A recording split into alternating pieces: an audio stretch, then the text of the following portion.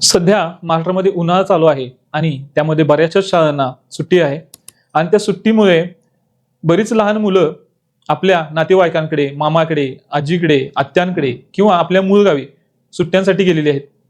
अशाच रीतीनं एक लहान मुलगी पुणे जिल्ह्यातील भोर तालुक्यातील नसरापूर गावामध्ये आपल्या आजीकडे सुट्टीसाठी आली होती आणि ती शुक्रवारी दुपारी खेळत असताना गावातील एक रेकॉर्डवर गुन्हेगार असणारा भीमराव कांबळे याची तिच्यावरती नजर पडली.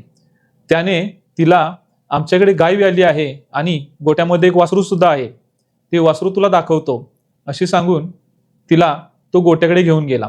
आता ते लहान मुलीला काय माहित की हा माणूस विकृत आहे किंवा नराधाम आहे किंवा याच्या मनामध्ये काय चालू आहे. ती मुलगी फक्त ते वासरू बघायच्या उद्देशाने त्याच्यासोबत गेली, कारण लहान मुलांना या अशा मोठ्या माणसामध्ये काका, मामा, आजोबा असा कोणतरी जबाबदार माणूसच वाटला असेल आणि ती त्याच्यासोबत ते वासरू पाहण्यासाठी गेली असता गोट्यामध्ये पोहोचल्यानंतर त्याच्यातली विकृती त्याने दाखवली आणि त्या लहान बालिकेवर त्याने लैंगिक अत्याचार केले.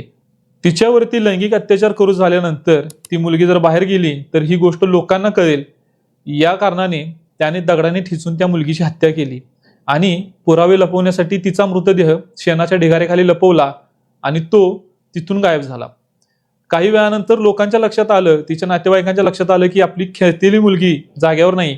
तर त्यांनी त्या मुलगीला शोधायला चालू केलं, पण ती मुलगी कुठं दिसून आली नाही आणि सुदैवाने तिथे एक सीसीटीव्ही कॅमेरा होता. त्या कॅमेऱ्याचं फुटेज चेक केलं तेव्हा समजलं की भीमराव कांबळे हा त्या मुलगीला घेऊन गोट्याकडे जात आहे.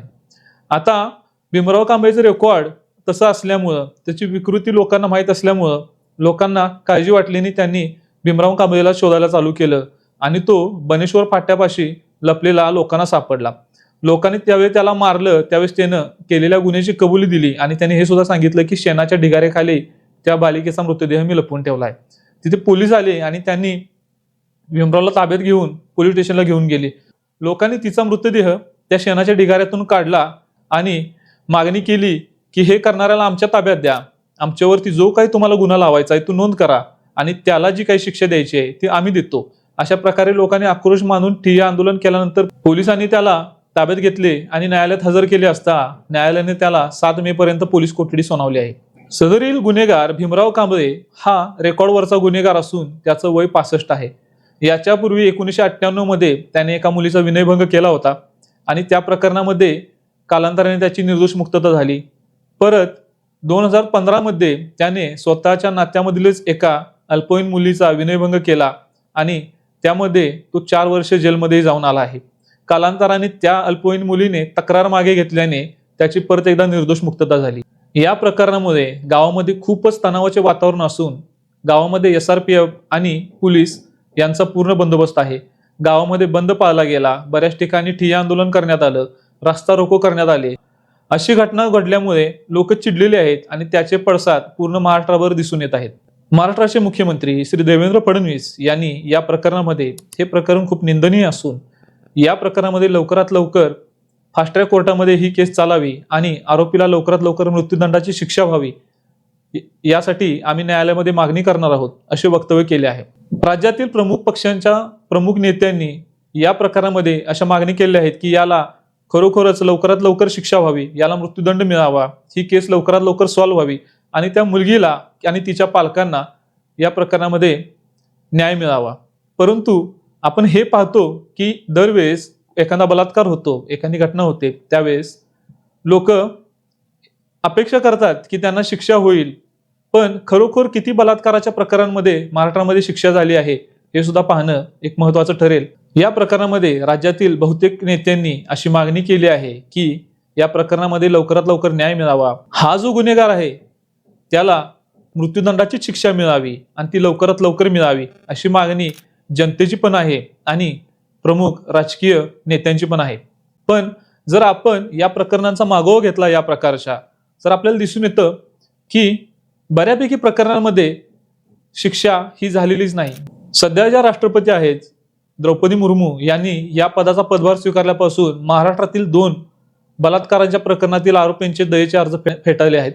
रवी घुमरे या जालनामधील व्यक्तीने 2012 मध्ये 2 वर्षाच्या बालिकेचं अपहरण केलं, तिचा बलात्कार केला आणि तिची हत्या केली. कालांतरानं त्याला शिक्षा होत गेली आणि त्याचा दयेचा अर्ज राष्ट्रपतींच्या पर्यंत पोहोचला. तो त्यांनी 2025 मध्ये फेटाळला। अशीच दुसरी व्यक्ती नागपूरमध्ये वसंत दुपारे याने 4 वर्षाच्या मुलीवरती 2008 मध्ये बलात्कार करून तिचा खून केला। त्याचाही दयेचा अर्ज राष्ट्रपतींच्या पर्यंत पोहोचला होता। तो एप्रिल 2023 मध्ये राष्ट्रपतींनी फेटाळला आहे।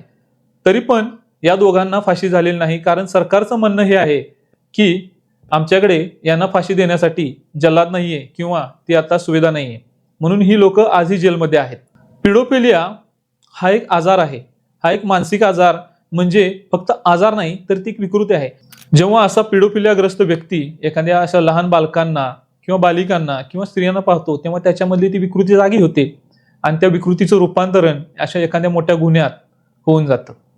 त्यासाठी सरकारने जेव्हा अशा एखाद्या विकृत व्यक्ती सापडतात तेव्हा त्यांना निर्दोष मुक्त सोडण्यापेक्षा त्यांना तशा सुधारगृहांमध्ये टाकावं किंवा त्यांना कारागृहांमध्ये टाकावं, कारण या व्यक्ती सुधरत नाहीत, याला कोणताही उपचार नाही, ही एक विकृती आहे आणि ती समाजापासून लांब ठेवली तरच समाज सुरक्षित राहू शकतो। ही लोक तेव्हा सुरक्षित राहू शकतात जेव्हा या अशा प्रकारची मेंटॅलिटी असणारी लोक जेलमध्ये असतील किंवा समाजापासून बाहेर असतील। महाराष्ट्रामध्ये 2025 मध्ये 8643 बलात्काराच्या घटना 2025 मध्ये नोंद झाल्या। महाराष्ट्रामध्ये अशा किती लोकांना शिक्षा झाली, किती लोकांना फाशी झाली, किती लोकांनी त्यांनी जे गुन्हे केले त्याच्याबद्दल त्यांनी शिक्षा भोगली, याचं जर आपण निकाल पाहायला गेलं तर तिथे आपल्याला काही सकारात्मक आकडेवारी पाहायला मिळत नाही।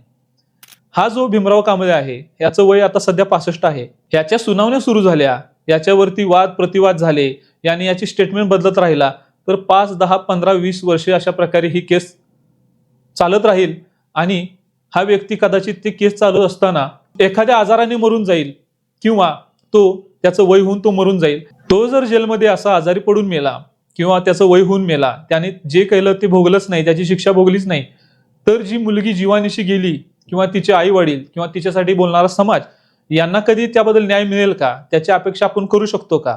तर अशा प्रकारचे गुन्हे आपण बरेच पाहिले। शक्ती मिलमध्ये गँगरेपचं प्रकरण असो, कोपार्डीचं प्रकरण असो, खैरलांजीचं प्रकरण असो, ही एक उदाहरणं ही आहेत जी रिप्रेझेंट करतात या प्रकारच्या गोष्टींना। पण अशा प्रकारचे हजारो घटना दररोज घडत असतात, ज्या गोष्टी नोंद होत नाहीत, तो आकडा वेगळा राहतो किंवा यांना न्याय मिळालं असं आपल्याला कुठेही दिसून येत नाही आणि तो मिळावा हीच साधारण जनतेची रयतेची ही अपेक्षा असते।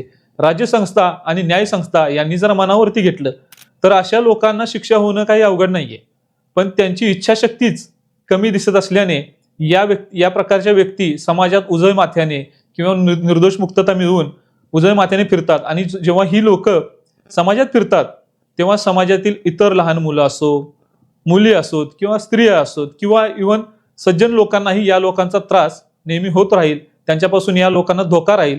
तर सरकारने अशा लोकांना की जे लोक अशा प्रकारच्या विकृतीमध्ये ऑलरेडी सापडले आहेत त्यांना समाजापासून विलग करून एक सुंदर, एक सुसंस्कृत आणि एक सुरक्षित समाज लोकांना प्रदान करावा, एवढीच मी अपेक्षा करतो। तर न्याय संस्था आणि राजसंस्था किंवा पोलीस यांच्या तावडीतून सुटलेले हे असे विकृत लोक समाजाला नेहमी धोकाच राहतात आणि याची किंमत मोजतात ते निष्पाप जीव। याबद्दल तुम्हाला काय वाटतं? या विकृत लोकांना कशा प्रकारे समाजातून विलग करण्यात यावं, याबद्दल तुमच्या ज्या कमेंट्स असतील त्या आम्हाला कमेंट करून सांगा आणि पाहत राहा द मराठी बाणा। धन्यवाद। जय हिंद, जय महाराष्ट्र।